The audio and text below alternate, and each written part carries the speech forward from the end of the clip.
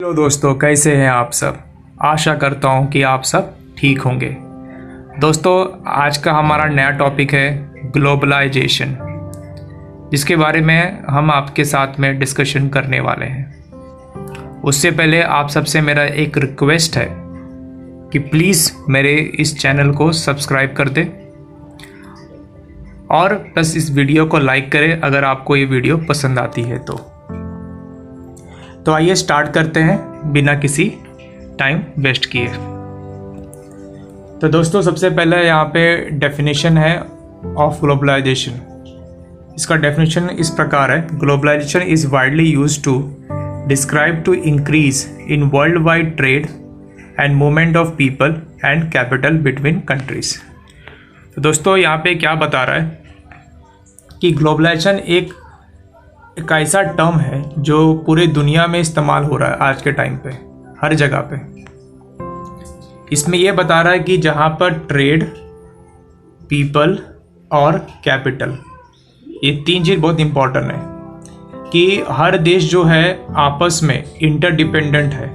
इसलिए वो आपस में क्या कर रहे हैं, गुड्स और सर्विस का ट्रेड कर रहे हैं, आपस में एक्सपोर्ट और इंपोर्ट कर रहे हैं। प्लस मूवमेंट ऑफ पीपल, कि लोग जो हैं जॉब करने के लिए किसी भी देश में चले जा रहे हैं और किसी भी देश से हमारे देश में आके लोग जॉब रोजगार प्राप्त कर रहे हैं। प्लस कैपिटल फ्लो हो रहा है बिटवीन कंट्रीज।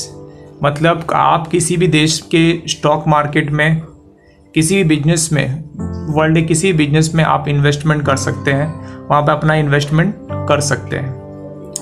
तो ये बहुत सारे डिफरेंट कंट्रीज़ के बीच में ये हो रहा है और इसी को कहा जाता है ग्लोबलाइजेशन। ठीक है, तो आइए इसके बारे में डिटेल, इसके बेनिफिट्स और उसके रीज़न के बारे में भी हम डिस्कशन अभी करेंगे आपके साथ में। आइए आगे बढ़ते हैं। तो आइए मैं आपको कुछ ऐसे एग्जांपल्स देता हूँ जो ग्लोबलाइजेशन के बेनिफिट्स है। अगर ग्लोबलाइजेशन होता है तो उससे क्या क्या बेनिफिट हमको मिल सकता है। तो दोस्तों, पहला बेनिफिट यहाँ पे दिखा रहा है कि world now becoming a large market rather than a series of single और सेपरेट नेशनल मार्केट। दोस्तों, आज के वक्त में जो पूरी दुनिया है एक बहुत विशाल मार्केट है।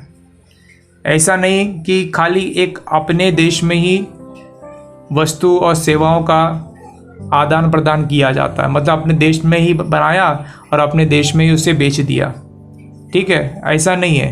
अब क्या हो गया कि बहुत देश, जैसे इंडिया, ऑस्ट्रेलिया, अमेरिका, चाइना, तो ये सारे देश जो हैं इंटरडिपेंडेंट हो चुके हैं। मुझे कुछ वस्तु की आवश्यकता है तो मैं बाहर से निर्यात कर लूँगा, इंपोर्ट कर लूँगा। मुझे अगर कोई वस्तु मेरे पास ज़्यादा हो रहा है तो उसे मैं एक्सपोर्ट कर दूँगा।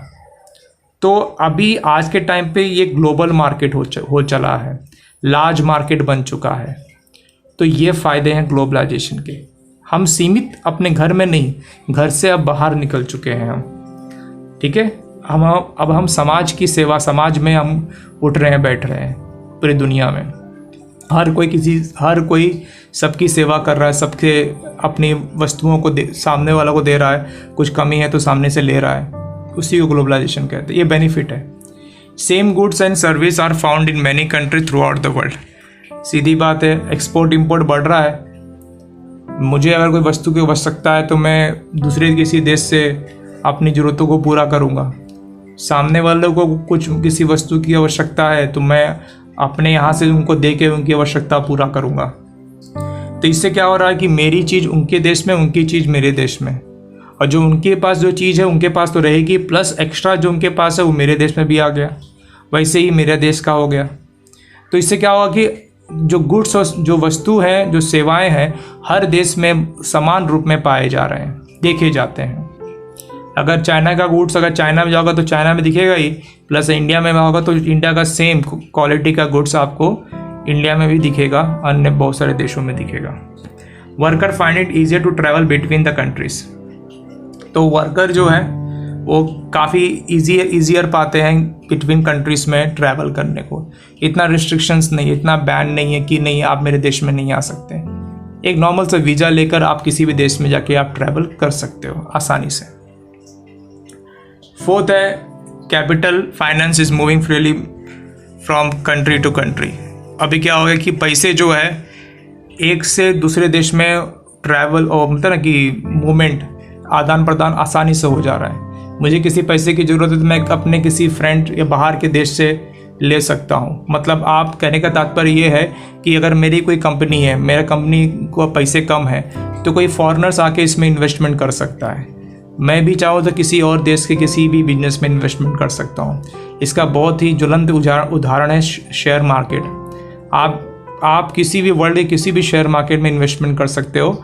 एक थोड़े से गाइडलाइंस होते हैं, जैसे कि अगर इंडिया में इन्वेस्टमेंट करना है तो आपको सेबी से परमिशन लेकर आप इन्वेस्टमेंट कर सकते हो। कोई भी फॉरेनर से इन्वेस्टमेंट करना चाहे तो आप भी वैसे उनके कुछ गाइडलाइन को फॉलो करके आप किसी भी देश के स्टॉक मार्केट में आप इन्वेस्टमेंट करके पैसे कमा सकते हो।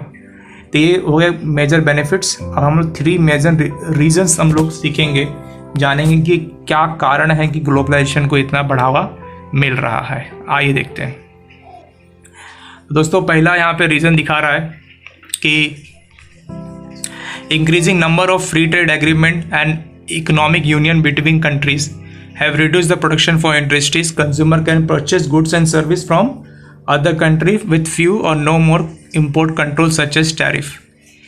देखिए बहुत आसान बात है, यहाँ बता रहा है कि जो ग्लोबलाइजेशन आने का कारण ये है क्योंकि फ्री ट्रेड बढ़ चला है। इसमें क्या होता है, क्योंकि अगर फ्री ट्रेड एग्रीमेंट होता है, क्योंकि बहुत देश जो है आपस में फ्री ट्रेड एग्रीमेंट कर लिए कि भाई मैं आपके यहाँ पे गुड्स भेजूंगा, सेंड करूँगा, तो आप प्लीज़ मेरे गुड्स पे कोई import tariff, import Kota duties आप ना चार्ज करिए। मतलब कोई चार्ज, मतलब कोई ड्यूटी, कोई टैरिफ, कोई टैक्स चार्ज ना करिए।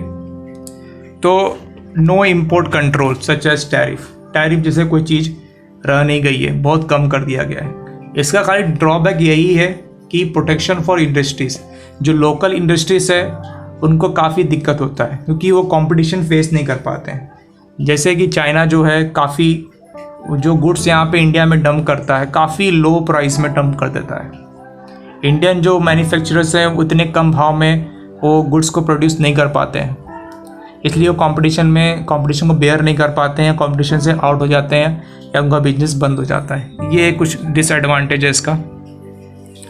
और दूसरा है इसका improve and cheaper travel link and communication between all part of the world have made it easier to transport product globally. In addition to internet allow price comparison between goods from many countries. Online or e-commerce is allowing orders to be placed with from anywhere in the world. अभी क्या हो गया कि पहला चीज़ है कि cheaper travel. क्या है? Cheaper travel plus communication. तो चीपर ट्रैवल और कम्युनिकेशन ये दो चीज़ जो है काफ़ी सस्ते हो गई हैं और काफ़ी आसान हो गया है कि दो कंट्री के बीच में अगर आपको ट्रैवल करना है तो कुछ ज़्यादा मगजमारी नहीं है, आसान से आप ट्रैवल कर सकते हो क्योंकि रोडवेज काफ़ी इम्प्रूव्ड हो गए हैं, एयरवेज एयरप्लेन काफ़ी इम्प्रूव्ड हो गए, सीजवेज काफ़ी इम्प्रूव्ड हो गए हैं। कम्युनिकेशन इंटरनेट कॉलिंग बहुत चीप हो गया है, फ्री हो गया। जैसे इंडिया में तो जियो ने कितना कम कर दिया भाव, तो इसके वजह से क्या हो गया कि जब चीज़ें इतनी आसान हो गई हैं तो यहाँ पे ग्लोबलाइजेशन करने की आवश्यकता पड़ गई है। इसलिए कारण था ग्लोबलाइजेशन का कि लोग डिमांड करने लगे, भाई इतना कुछ सस्ता है, इतना कुछ फैसिलिटीज़ होने के बाद भी अगर हम लोग ग्लोबलाइजेशन नहीं करते हैं, दो देश आपस में इंटरडिपेंडेंट नहीं बनते हैं, इंटरलिंक नहीं करते, तो क्या फ़ायदा, हम आगे नहीं बढ़ सकते। एक दूसरे का हाथ पकड़ के ही हम आगे बढ़ सकते हैं और ये ज़रूरी भी है। आप एक आदमी संपूर्ण नहीं होता है, उसमें कुछ न कुछ कमी होती है। हर देश के पास कुछ न कुछ कमी होती है, उसको पूरा करने के लिए दूसरे देश से सहायता लेना कोई गलत बात नहीं है।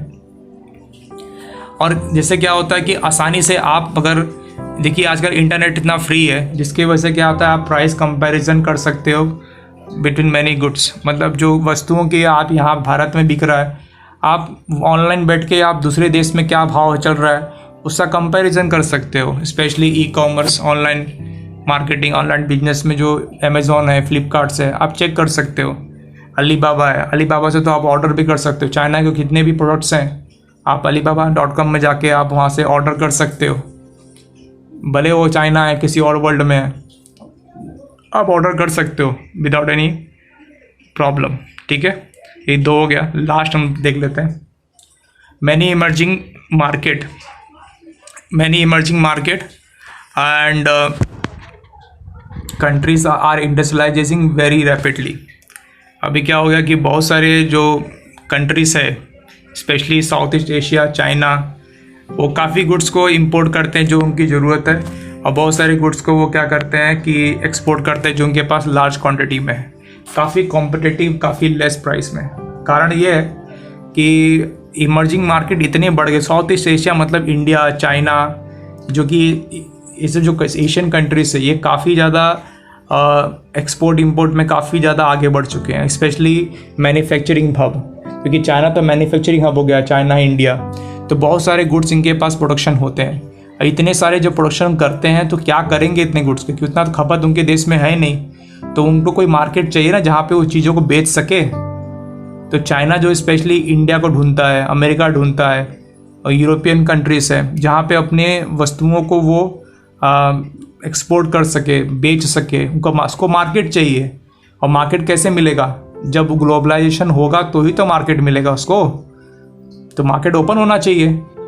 लेकिन अब देखो बीच में हाल ही में क्या हो गया कि अमेरिका ने, जो अमेरिका और चाइना का जो ट्रेड वॉर चल रहा था, अमेरिका ने बहुत सारे इंपोर्ट टैरिफ, ड्यूटी चार्जेस लगा दिए चाइना के प्रोडक्ट्स पे।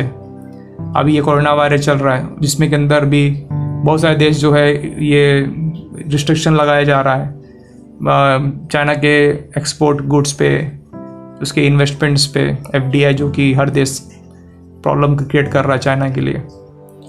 लेकिन ग्लोबलाइजेशन का फ़ायदा ये है कि इतने सारे जो इमर्जिंग मार्केट्स आ रहे हैं उनके लिए मार्केट चाहिए, तो वहाँ के अपनी चीज़ को बेचने के लिए उनको मार्केट ओपन चाहिए। ग्लोबलाइजेशन की आवश्यकता है ही है, क्योंकि वो अपने देश में ही सब कुछ नहीं बेच सकते, उनको बाहर कहीं भी बेचना है, धंधा करना है, बिजनेस करना है। आप कोई चीज़ को बनाते जैसा नहीं कि अपने घर के अंदर ही आप उसको बेच देते हो, नहीं, आपको बाहर निकलना पड़ता है, लोगों के बीच में जाना पड़ता है, इसलिए देश दुनिया के बीच में जाके आप उसको बेचिए, उसे कहते हैं ग्लोबलाइजेशन। ठीक है, अगर दोस्तों अगर आपको कोई डाउट है तो प्लीज़ कमेंट बॉक्स में अपने क्वेश्चन पूछ सकते हैं, और आपसे रिक्वेस्ट है कि वीडियो को ज़रूर लाइक कर दें, और बाजू में जो रेड वाला बटन है उसको क्लिक करके और मेरे चैनल को सब्सक्राइब कर दें, और प्लीज़ ये वीडियो को शेयर भी करें। ठीक है, थैंक यू वेरी मच दोस्तों, विल सी यू अगेन।